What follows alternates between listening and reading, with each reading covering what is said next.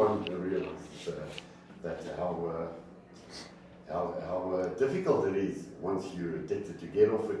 People, they've got this attitude of, you know what, just get over it. I wish it was that easy. All right, as per usual, we are welcoming the gentleman from Walking with Winners, and Etienne. Of course, Etienne Kutzer with us as well. Good day, guys. How are you today? Good morning, Donovan, Etienne. It's good to be here. It's that time of the year. Yeah, almost. Frustrated, angry, upset, all the things that make an interesting show. Etienne, yourself? Yeah, good to know that Plastic City in Brakpan has been cleaned up. I saw that. Yeah, so we can take that route easy again with our families. But no, serious mate, it's great to have the podcast. Hopefully we can help some people. I hope a lot of people tuning in, and if you've tuned in, please send this link to other people struggling with addiction or supporters struggling with people in addiction. Perfect. All right, so yeah, let's first ask Pastor Dave. He seems very... Oh, they can go. Very aggravated. They can go then. If I'm going first, they can go. Let's just fall in immediately. Tell us who and why. Why? No, it's a lot of things that culminate, from what I'm seeing in the rehab. I'm busy now with a big argument with the family. And Jan has got a different family he's arguing with. Okay. Multiple times putting people into rehab, and then after a couple of weeks then decided, no, we've now decided we're going to take him out because we think that he should be, doing this or doing that. And we're saying, but listen, you keep doing the same thing over and over expecting a different result. Einstein said that's called insanity, Yeah, but we know this time where we went wrong, and this person has to do this and all this rubbish, and that ties into my frustration with the entire rehabilitation system in South Africa. We following this clinical psychotherapy mindset of rehab. It's a disease and you've got a mental disorder and all of that. And I want to ask people, if I said to you, right, brothers, we're flying to Australia today, okay, to all the listeners, okay, we're climbing on this aircraft and we're going to Australia. The destination is Australia. Let's call Australia recovery, sobriety. That's Australia, right? Okay. So Australia is sobriety. We're climbing on this plane. The plane is called the SAA recovery, right? And we're flying it on this particular system. Whatever the software is that's flying that airplane, right? Okay. We've got a 5% chance of getting there. Are you getting on that airplane? No. So why is the whole world on this airplane of clinical psychoactive therapy for addiction when the results show us that only 5 to 7% of people recover long term through those methodologies? True.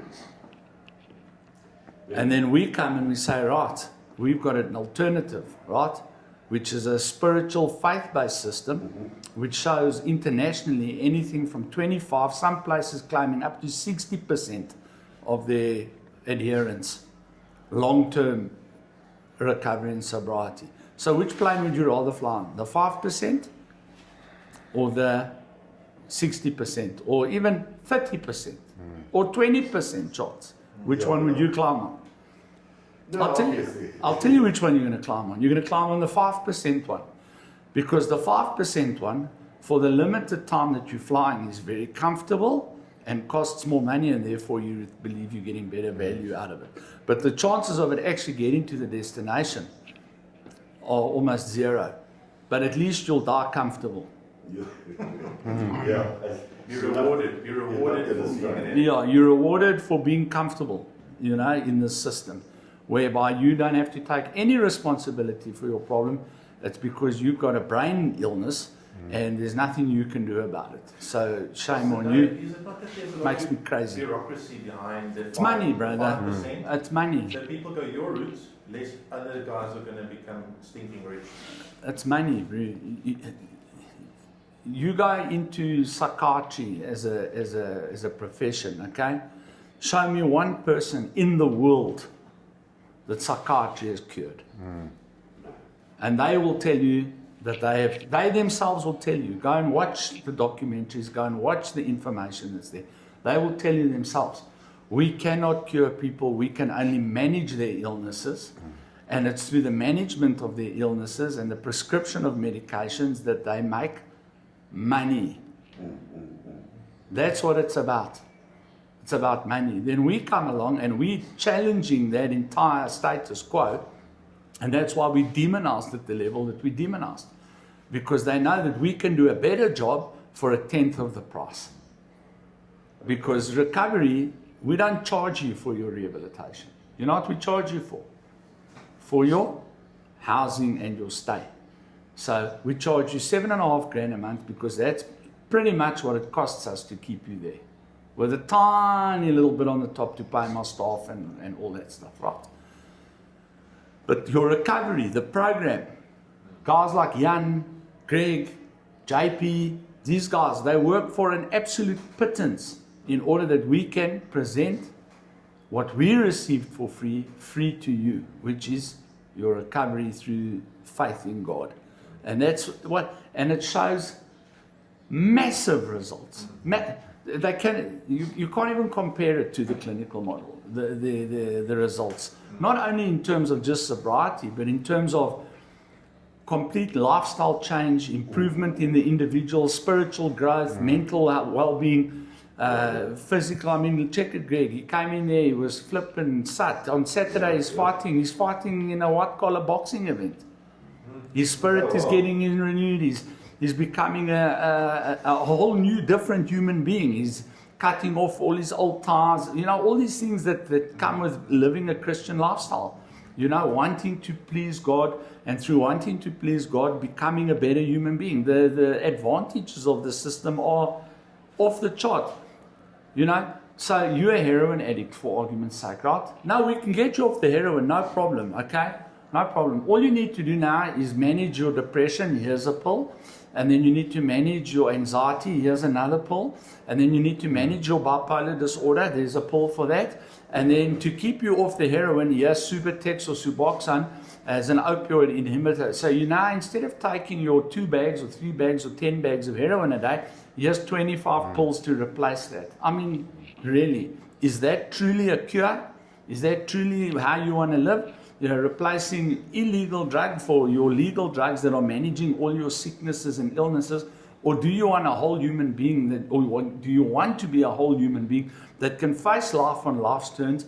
And then if you must lean on something, lean on your faith, lean on God, lean on that. But you are not being run by chemicals. You are making your own choices.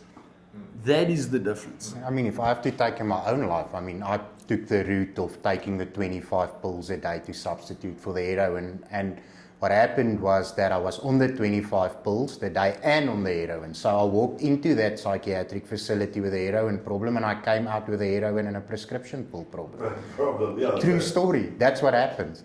I haven't seen one person being managed or cured on prescription medication. And yet the state, well, we're going to the summit now, the Central Drug Authority Summit. I told them on the group this morning, I don't know if it was a good idea to get me to go. Because it's you know, listen, I'm going to be a little bit rude here, and these aren't words that should come from a pastor.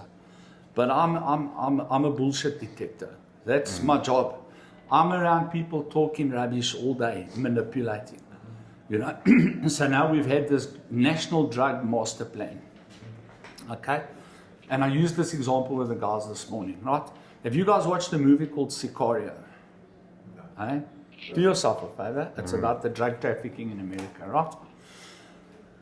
So they call in this FBI agent and they say, right, we're going to now put you with these guys. But they don't tell her who they are, but it's the CIA. And we're now going to have the opportunity to hammer these cartels properly in Mexico.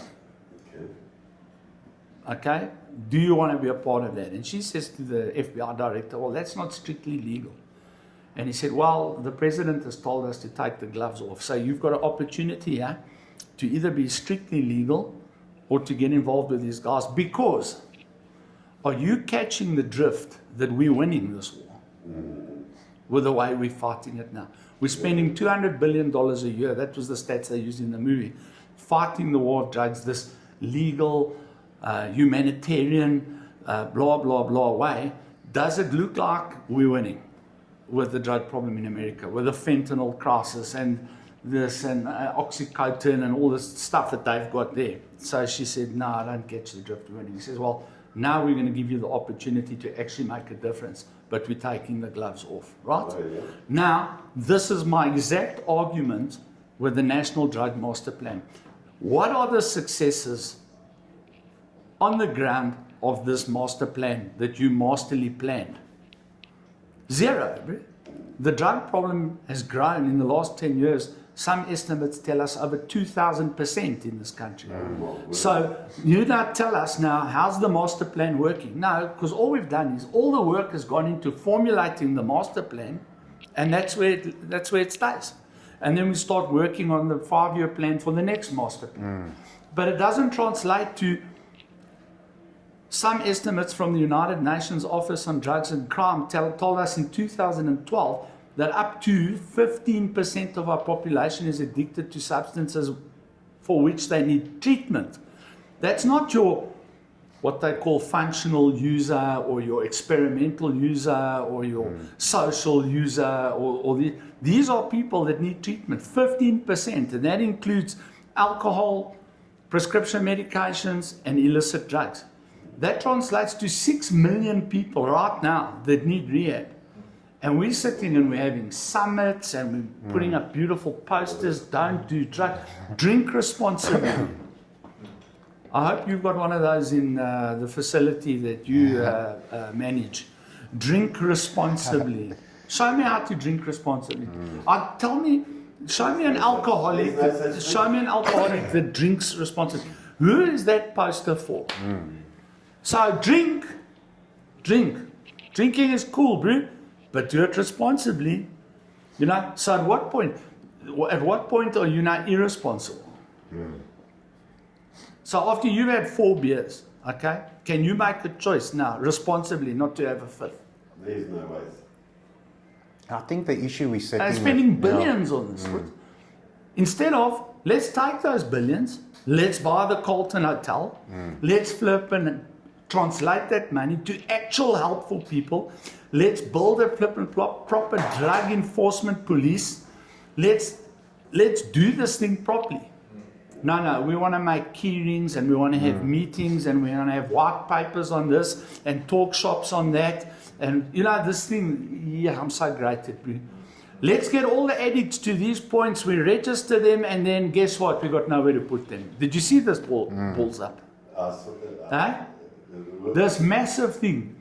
You know, this big thing. Posters everywhere. Millions spent, bro. Register them. We're going to help them.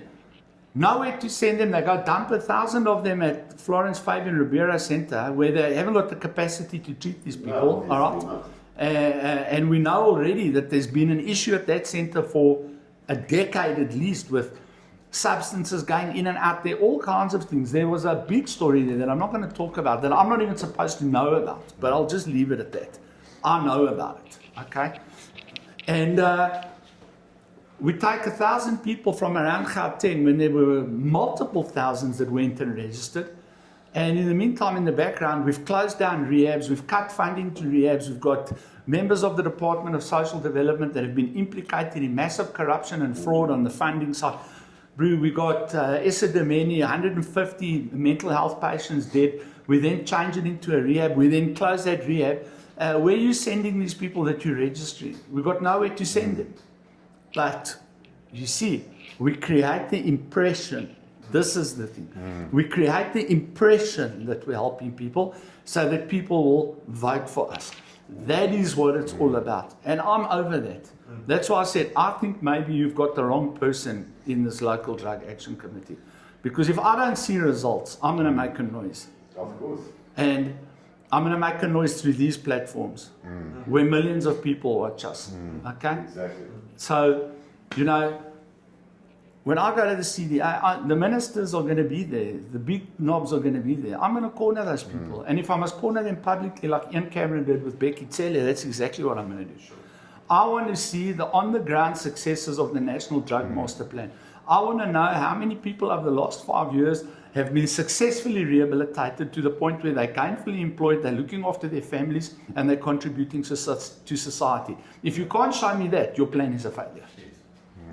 End of story. 100%. You see, the big issue is, like Pastor Dave said, everyone comes together, we identify the problem, we talk about the problem, and now in our minds the problem's resolved because we spoke about the problem. Where's the action?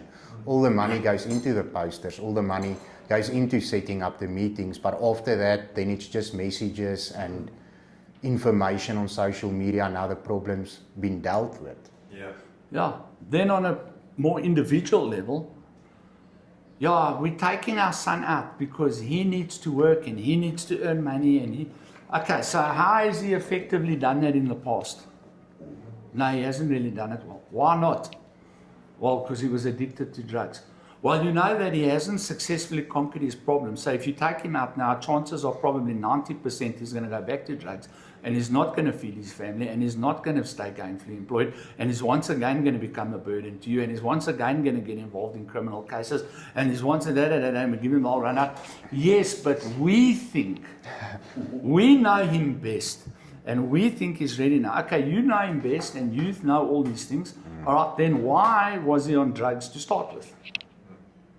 If your methods and your knowledge of this individual were so expansive and so fantastic, how did he get on drugs and how did he manage to take drugs for the last 5, 10, 15 years without any result from yourselves? I mean, I start to sound like a voice recorder. Yeah, it's ridiculous. Ma'am, sir, November and December is the most dangerous times for any addict trying to recover. As is Easter, as is Halloween, as is any festival time. And the reply is, yeah, but, you know, we truly believe in him. This time's going to be different. And he needs to be with his son. How much time did he spend with his son when he was busy shooting heroin or smoking crystal meth?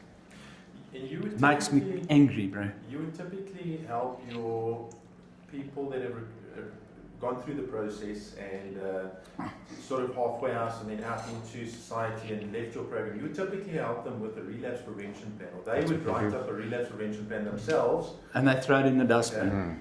Yeah, how important is something like that, especially in this time? Yeah. Do you really want to laugh? Sorry, Pastor. Yeah. Do you really want to laugh? Take that discharge planning that gentleman's filling in and read through it.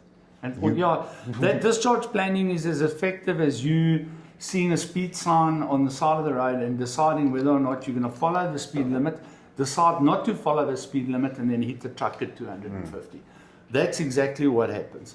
They write it down, they fill it in, they copy from each other because they think that somehow we have to now approve it, and so they write what the other guy wrote that got an approval.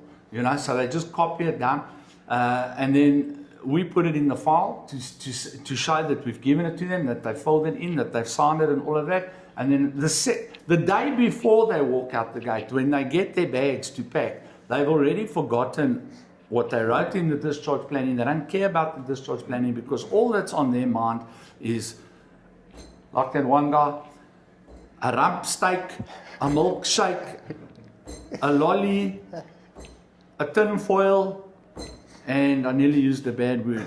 Can I tell you A Sally. I think one of the big key factors was for me, for my sobriety, straight after rehab. And I can go into a good rehab, same as yours. I have high respect for your rehab. My process, I decided to take one, it was sort of a threat from one counsellor. It was sort of thrown in the air and everyone was like, whoa, can't do this ever. And it was a court order. It was a postponement of a court order. So if you relapse within the next 3 years, or you touch alcohol, you don't take your anti-booze, or you refuse to get tested, or you don't go to your meetings once a week, okay? You relapse, okay? And that, you then lose your rights. You go either to, I chose no court or prison, okay? Those two things. And those 3 years, I kept clean, I kept to my things, I was so slotted in and connected in. And that I thoroughly believe was one of the major key factors for me. And I was serious about my recovery. I was serious. I wanted to be clean. They duped you, yeah. But I chose that, right? It wasn't forced on me whatsoever. It was mentioned, but then I think the Holy Spirit spoke to me and said to me, how serious are you? Now, I know that you guys mentioned it to the people in your centrum as well. How serious are you about your recovery? Okay. And for me, that was a step that I took. And coming off of crystal meth, going back from the South Coast to Joburg, back to my using grounds, back to the old environment, back to the old same suburb, everything. That 3 years court order scared me to death. Okay, and eventually everything became authentic, organic, and out of my own. And sure, there's mistakes and things like that. You relapse in behaviors and whatnot. But for me personally, now, is something like that possible right now for people across the day? Yeah, I don't believe in court orders. We do court order people, but I don't believe in it because I spent 6.5 years in Nopewit, and if there's one lesson I learned in Nopewit through mine and other people's recovery processes, you cannot force an addict to recover. I know guys that have had 30 court orders against them. I know guys that have come out of prison on interventions and have walked into the rehab center, stayed there for 2 days, then absconded from the rehab center to go and use drugs. So for me, perhaps that was a motivating factor for you, but for me, generally speaking, across the board, the reason we give court orders, honestly, is only to preserve life. Okay, so where this addiction is going to die if we don't intervene, we get a court order. And the second reason, and just as important, is to get some relief for the family and for society at large, to remove this person from mainstream society, because he truly is a danger to himself, his family, and society. That's the only way. But by no means do we use a court order to try and manipulate an addict into coming to an epiphany or they need to change. If your addiction is not bad enough that you can come to the conclusion yourself. I mean, we've got a guy there now. He's been on the streets 15 years. On the street. When I say on the street, living on the beach, living under bridges. And even he has not yet reached a place where he feels he needs to change. He has become accustomed to that lifestyle. And he's craving going back to that lifestyle. And until he makes a decision that he doesn't want that anymore and starts working towards that goal, you can put a guy like that in prison for 10 years. First of all, he's going to be using in prison. And second of all, if somehow he miraculously can't get drugs in prison, that actually is going to fantasize about using for that entire 10 years. And he's going to walk out and he's going to go straight back and he's going to use again. And it's a true story, but for me, I felt it was a safety net at many times. I can remember many situations over December in this time with my family. Quickly got maybe 2 or 3 days, nobody's around, but something in the back of my mind, there was just that safety net of, man, I don't want to mess this up. I don't want to, messing this up quickly now can happen. If I go to prison now, or if I have to go back to rehab now, what I've built up to this point, I don't want to just lose like that. So it was a bit more serious. No court order on drugs can put you in prison. Excuse me? No court order, Section 33, or back then was a Section 21 court order, can put you in prison. The only way that a Section 21, or it's now Section 33, 34 court order, can get you into prison, and the chances of it is, I shouldn't be saying it on air because now all the court order acts are going, see now, is if you violate that court order. In other words, the court order says to you, the judge says to you, you go to X rehab, right? Okay? Which in a lot of cases is a problem because people just can't afford rehab. It's as simple as that. That's why we're pushing this alternative that we have in that, rehab must be affordable for people. But that's a different conversation. And you refuse to go to rehab, then you can be brought back to court and you can be then charged with contempt of court and you can either get a fine or up to 30 days imprisonment, right?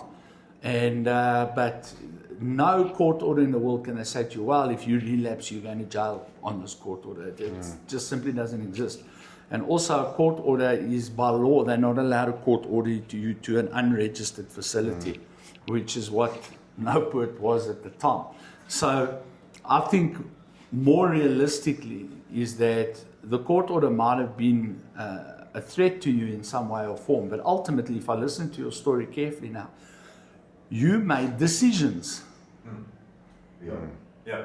You made choices. Of course. You listened to what they said in rehab and you adopted those methodologies by choice. In other words, Jesus Christ, Lord and Savior, Gratitude. 12-step program, the principles of the program, the steps of the program. You work those steps, you work those principles, you continue to work those steps and principles every day now as you're living now with your ups and downs and that.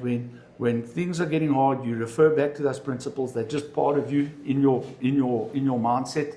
You know, you don't have to say, okay, this is happening in my life. That now relates to step 13 or 12 or whatever. It's step 13 of the 12-step program. But the thing is, I remember having a 12-month no relationships agreement. Well, this guy that we're fighting with today. I kept keeping to that one. yeah, but that's, you know, so people pet, plants pets people. Okay? So if you're in recovery, all right, first test, okay? And not a dacha plant, please. Okay, because dacha is easy to look after. All right? Looks after itself. It looks after itself. Yeah, it's an autonomous plant. But the thing is like this. The first step in recovery, in terms of relationships now, right? Go and buy a proper plant. Okay? Succulent. Anything, a succulent's easy also to keep alive. Something that's going to require effort from you to keep that thing alive, right? Now you've kept it alive for 6 months, right? Lekker, well done. You now pass to level 2. You now are officially able to own a goldfish, right? You go buy a goldfish, right, with a bowl and food. If you can keep that goldfish alive and thriving for 6 months and the plant still alive, still thriving, you are now qualified to have a dog, all right? Go get yourself a rescue dog, a dog that's in the same condition as you. Go to SPCA, get a dog that needs love, needs affection, needs someone that it can rely on, all right? Get that dog. If you can look after that dog successfully, also now for 6 months, while keeping the goldfish alive, while keeping the plant alive, so the plant has now got 18 months lifespan, the goldfish is a year in, and your dog is now 6 months in, then you can start thinking about maybe looking for a girlfriend and trying to establish a relationship, because you understand what it takes to look after something that you love, okay? And you can help that thing, you develop that nurturing mindset, okay? And but these guys, they rush out, immediately involved with some girl that is 9 times out of 10 also an addict, or is not an addict, doesn't want to live with an addict, leaves you because you're an addict or whatever, there's a fight, and then straight back to drugs, because you're not emotionally mature enough to cope with the emotional quotient that is required to maintain a relationship with another human being. Addiction is primarily, if it is a sickness of self and selfishness. And being in a relationship requires of you to give of yourself to another human being continually. Selfless, yeah. You have to be selfless, you know, in terms of, you know, in order to have a successful relationship, you know, people that are in, I'm married 24 years. I can honestly say I think I'm in a pretty successful relationship, right? Okay? And that relationship also almost flipped and bit the dust because of my addiction, because I was not selfless at that time. But my wife had enough for both of us, right? And she helped me through that. But what I've learned in this relationship is, in order to maintain the relationship requires a word. Are you ready for it? Are you ready for it? Addicts hate this word. 2 words actually. Work. Whoa, that's a no-go zone for an addict. Work. That's what other people do to pay for my drugs, right? Okay? And the other word is sacrifice. That's also what other people do so that I can take my drugs. They sacrifice, they work so that I can be an addict, okay? Until you learn to work on your relationship and make sacrifices for that human being, you shouldn't be in a relationship. And guess what's the biggest sacrifice that you're going to have to make? you can't take drugs anymore. You understand? Yep. And that is where the rubber meets the road with an addict, is that they're not ready for that level of sacrifice and work, which, let's be honest, okay, those of us that have been married a quarter century plus, right? Okay, what are the tangible benefits of putting in all that work and sacrifice? More work and sacrifice. You know, I don't get a new Porsche every year because I managed to stay in my marriage an extra year. I don't get a key ring from NA because I've successfully negotiated my marriage for another year. I don't get a pat on my back because I've been such a good oak and I've kept my wife for another year. Neither does she, but she understands that she's not an addict, you understand? But us as addicts, we always want this tangible reward for everything we do. Yeah. You know, and relationships are selfless. You don't get rewards for it. You do it because you love the person. The reward is the love you get back. You know what I mean? Which is an intangible. Which is a non-expecting it back situation. 100%. No, correct. So, and this is something that addicts really battle with. I'm going to rehab and because when I get out, my mom's going to get me an apartment and a new car and I'm going to get a new life. There's tangibles to it. But in relationships, there's no tangibles. It's selfless sacrifice and work into the well-being of another human being simply by virtue of the fact that you love that individual. And that is what they're not ready for in terms of relationships. So, And I love the metrics that you mentioned at the beginning of success for someone coming out of rehab. It's clean time, it's starting a family, and giving back to society, being a constructive part of this world, being able to give. And not just to get. I would use those metrics, but I would juggle them around a bit. I would start with serving my community, service. And then I would go, from service, I would go to becoming financially stable. And then once becoming financially stable and managing my own life, then we can start talking about relationships and children. But definitely those dynamics are at play, just in a slightly different order. Because a lot of guys run out, they have kids, and then they go back to drugs, and then those kids are Suffering. You know what I mean? Of course. Let me explain to you one of our greatest challenges. People do want to come right, people do want to become successful, but they want to do it on their terms. On their own terms, And I always say there's a right way of doing things and there's your way of doing things. That's what we're struggling with. Well, we spoke about that at length this morning in the thing. Devotion, yeah. I keep saying it to the guys. NA teaches it. It's one of NA's crystal clear principles. Stinking thinking, brother. Stinking thinking.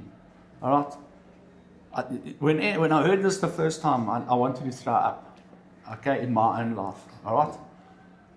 Your best thinking, your best, the absolute best you could do, has got you where you are in this hole now. What makes you think you are now qualified to think about anything? Start listening to what other people think and start applying what they think in your life. Positive stuff, your counselors, your accountability partners, your sponsor, those types of people. Those are the people that you should be listening to. Sure. Not your mom who's been enabling you for the last 20 years to kill yourself through her support and not understanding that what she's giving you is helping to kill you, not helping you to thrive. Her nurturing instinct is helping your destruction and you manipulating that, right? That's not the person you want to listen to, all right? Listen to her about other things, recipes for cookies, blah, blah, blah, blah, all right? But in terms of your recovery, listen to people that know what they're talking about. And you know who knows what they're talking about. Once again, if you go to NA, the rooms of NA, the guy that's sitting there, like Donovan's friend, who's been in NA 40, 50 years, he's been facilitating it, he's seen millions of people, he's recovered himself. That's the guy who's thinking you want to listen to. I want to make a suggestion. Can we, on our website from Donovan, can we make a list of all the, and you guys maybe help us with this, all the support groups and NAs and maybe the Hills and Reaches and so on that's available, that we can maybe list it on our website. And I want to ask you guys further, is it possible, and you can say no, because it's your own intellectual property and so forth, but maybe to put a bit of a document, especially through this December time. If people want to, if they're willing, if they're keen, they can reach out maybe for a bit of a relapse prevention plan even for themselves, okay, if your beds are full. But something that guys can look at just as a guidance to stay on the safe side. In terms of support groups, so I'm going to be blatantly just nasty, actually, right? I'm tired of supporting support groups that don't support us. Sure. You know what I mean? So the only time we hear from support groups is when they want to send people to us for free. Other than that, we don't hear from them. And you know who you are. You listening right now, I know you are. All right? So let me tell you, you want a support group? Here's the support group. Thursday nights, Walking with Winners, Narcotics Anonymous is running there on Thursday nights. If you don't want to come to the rehab, you can go to the Sober Living across the road. They're also running NA there. Okay? Support group, here's the big one. Come to church on Sunday. Because everyone in our church is recovering addicts and their families. Okay?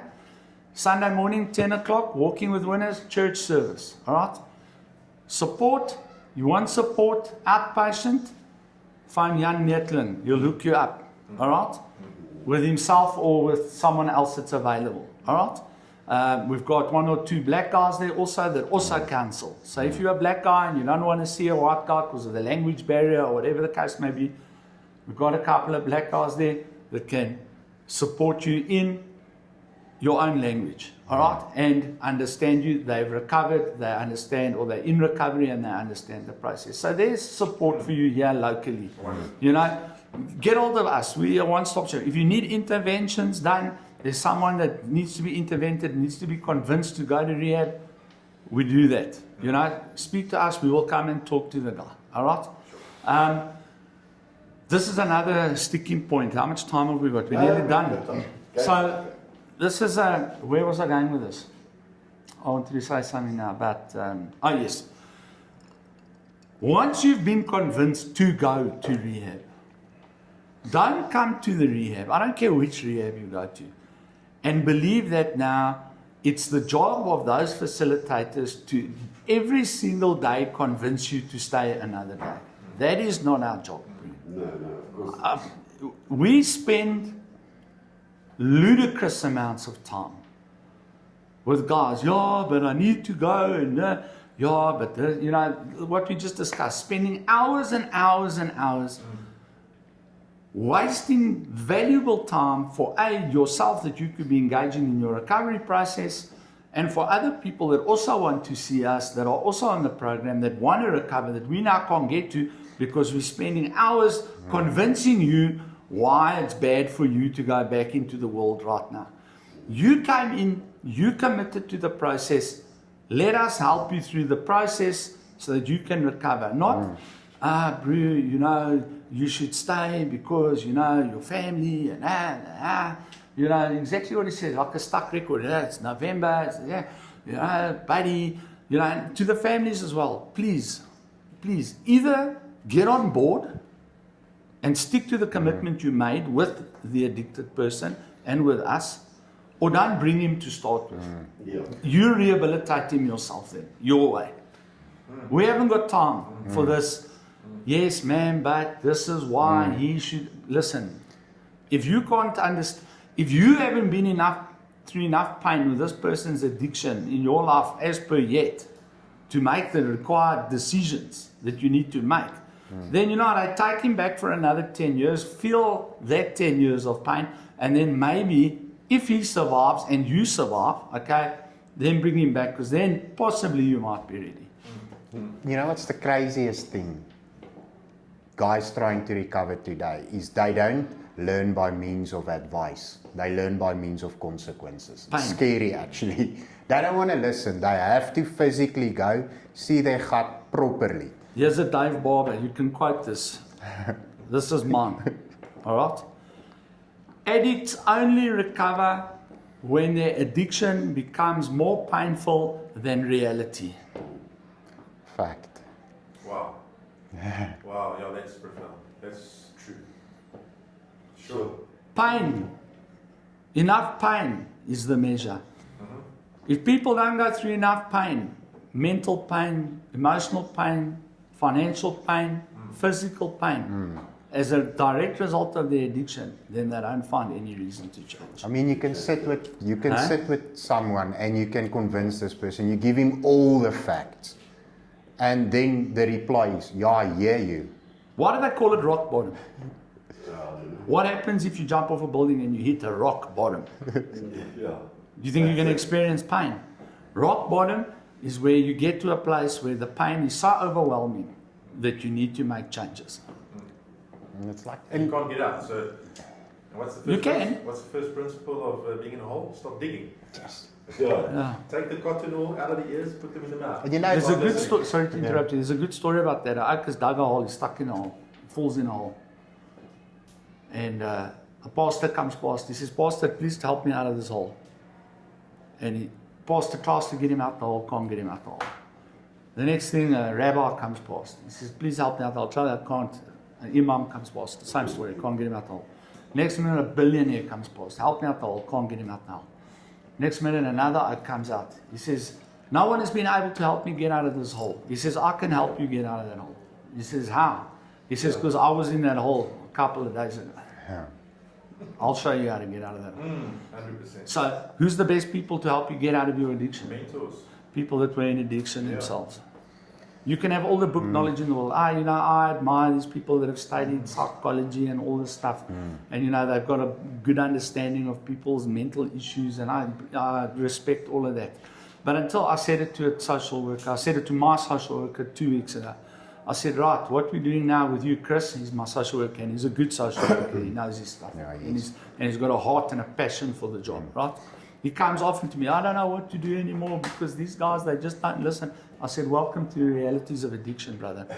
But I said to him, "Chris, what I'm going to do to help you understand these guys properly, right, is we're going to go off to a crack dealer, okay?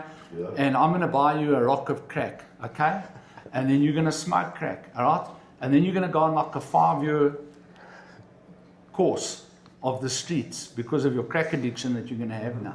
Then you're going to come back to me, then we're going to rehabilitate you, and then you'll understand." He says, "No, I'm not going to do that." I said, "Well, then you'll never understand." For sure. No, for sure. Coming back to the advice and the consequences, someone will sit and you'll give that person all the advice and then say, "Listen, you know where it's going to end." No, I hear you, and then But 6 months that way- later, "Hi, dis ek Sarel, ek bel hier van Gossie Mampuru af." ja, ek is nou verhoor afwagtend. Ek wonder, het jy 'n plek? Yes. Yes. Jan, what is your number to the listeners if people want to reach out for outpatient or for a bit of help to stay safe in this time? So it's 064 399 7749. Yeah, we'll also post it obviously. Thank on you so our- much. Ja, guys, you And need everywhere else. best advice we can give anybody. Start listening to the people who know what they're talking about. Yeah, your little Johnny might be missing his son because he's in rehab. You know how his son is going to miss him when he overdoses Yeah. and he's dead. I For goodness sake, man. And you always say it will never happen to me, not to my Huh. family. Yeah. I had a friend, my best drugging friend. His name was Johnny. He was a heroin addict. His parents were multi-millionaires, so there was never a money problem. And I used to watch him shoot up heroin into his neck while I smoked crack. He did both. He was up and down, speedballing. And I said to him, "Brother, you're going to overdose." And he looked at me like this. He was still a bit out of it. He said, "Brother, overdosing is for idiots. I'm a professional." You know, that guy overdosed and died in rehab. Sure. On the toilet in rehab. At the age of 42. Done. A multi-millionaire. That's scary. I said it the other day, every addict trying to recover gets handed a rope. Now you either take that rope to pull yourself out of the gutter, or you take that exact same rope and you hang yourself with it. Yeah. The choice is yours. Yeah, Or you sell it 100%. for more crack. That's also an option, absolutely. But that falls under the hanging yourself portion. Yeah, but yes, the addict will figure out to sell that rope for No, that. always. Yeah, that's insane. Sorry for the the terminology, but it's, you know, if you deal with what we deal with on a daily basis and you just listen to the way, you know, and what really freaks me out about this way is that I used to think like that. And that's why it makes me crazy, because I can't understand, first of all, how you're processing information, even though I processed information the same way as what you processed it. And for the life of me, I can't even understand why I used to process information that way.